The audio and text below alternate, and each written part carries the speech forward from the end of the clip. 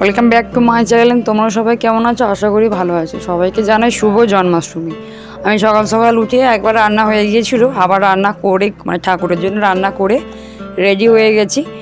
যেটুখানি পারলাম সেটুখানি শেয়ার করার চেষ্টা করলাম। আসলে অনেক দিনই ভিডিওটা বানানো হয়েছিল কিন্তু আপলোড করা হয়নি, তার কারণ অনেক রকম কাজ ছিল। তাই জন্যে যেটুখানি পেরেছি ওইটুখানি চেষ্টা করেছি দেওয়ার ভিডিও। তো আমার গলাটা বসে গেছে, তাই জন্য ভয়েসটা এরকম শোনাচ্ছে বলে। তারপরে আবার রান্না বসিয়েছি ঠাকুরের জন্য আলাদা। আর এই দোল্লাটা তো বানিয়েছি, তোমরা তো দেখোইছো, নিজের হাতে তৈরি করা। আর সব কিছুটা আমার বোনও ছিল, সেও অনেক আমায় হেল্প করেছে, না হলে এতটা সম্ভব হয়ে উঠতো না। এটা ছিল আমার রাধে গোবিন্দ, আর এদিকে ছিল গোপাল।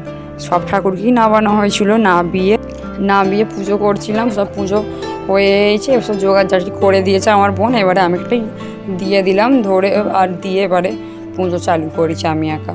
আর আমি আর বোনই ছিলাম, আর কিছু না। রিমি ঠিক ঘুমিয়ে পড়েছিল, আমার মাথা বাড়ি ঘুমাচ্ছিল।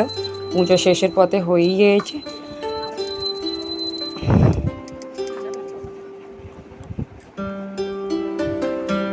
বাড়িতে কে কে এরকম পুজো করো অবশ্যই বলো আমাকে।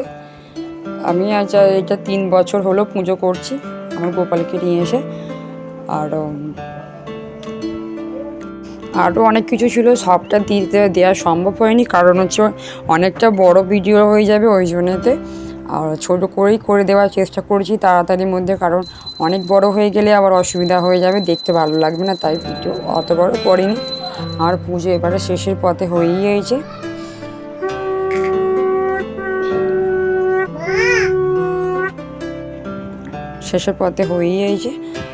আর এবার পুজো সম্পন্ন করে গোবিন্দ এখানে বসে রয়ে পুজোর শেষে সবাই বাড়ি বাড়ি প্রসাদ দিয়ে আসা হয়, ওটা তোলা হয়নি। আর এখানেই শেষ পর্যন্ত রিমিকে জামাটা দিয়েছে স্যার।